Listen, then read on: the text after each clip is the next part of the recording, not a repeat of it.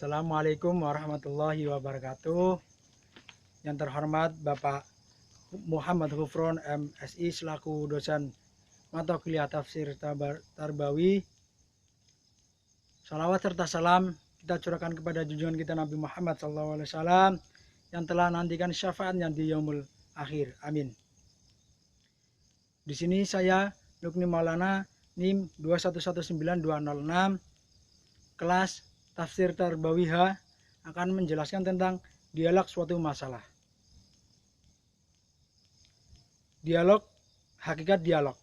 Dalam kehidupan sehari-hari, seringkali kita berdialog dengan orang tua ataupun orang lain yang secara bahasa, dialog berasal dari bahasa Yunani, dia dan logos yang artinya cara manusia.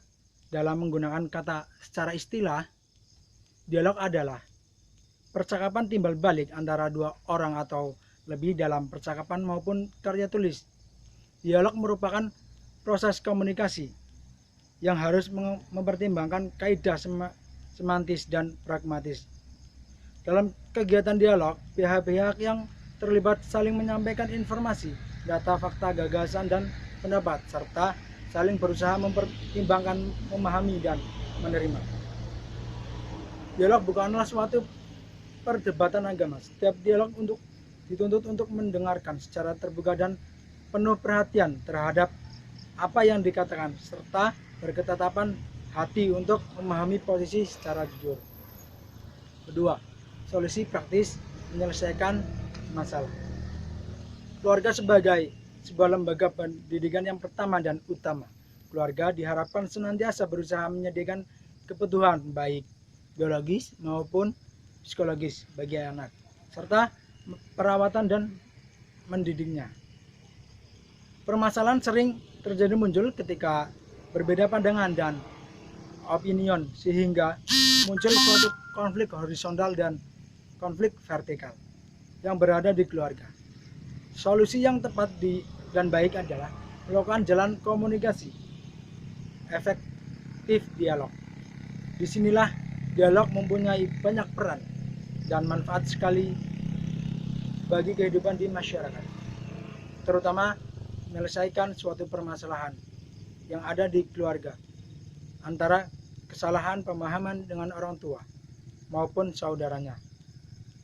Kemudian yang poin yang kecil yaitu dalil dialog dengan orang tua terhadap suatu masalah yang terdapat dalam Quran surat Yusuf ayat 4 dan 5.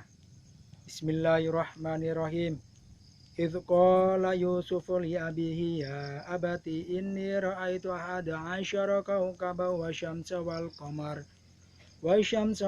qamara ra'aituhum li sajidin. Qala ya bunayya la taqsus ru'yaka ala ikhwatika fayakidu laka kaida. Inna syaitana lil insani aduwwum mubin. Yang artinya, ingatlah ketika Yusuf berkata kepada ayahnya, wahai ayahku, sungguh aku bermimpi melihat 11 bintang, matahari dan bulan. Kulihat semua sujud kepadaku. Kemudian artinya yang kelima yaitu dia ayahnya berkata, wahai anakku, janganlah engkau ceritakan mimpimu kepada saudara-saudaramu.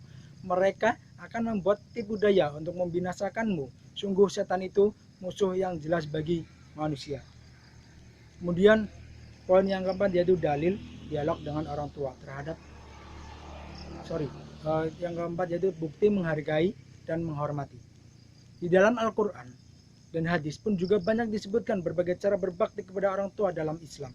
Berbakti kepada orang tua sudah senantiasa dilakukan seorang anak. Keutamaan berbakti kepada orang tua dijelaskan dalam tafsir Ibnu Tafsir. Di situ disebutkan bahwa menghormati orang tua merupakan hal yang penting dilakukan sebab anak bisa lahir ke dunia karena kedua orang tua. Kemudian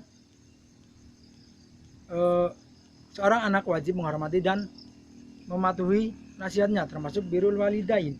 Seorang anak wajib menghormati dan mematuhi semua nasihat orang tua selama keduanya tidak memerintahkan kemaksiatan atau kemusyrikan.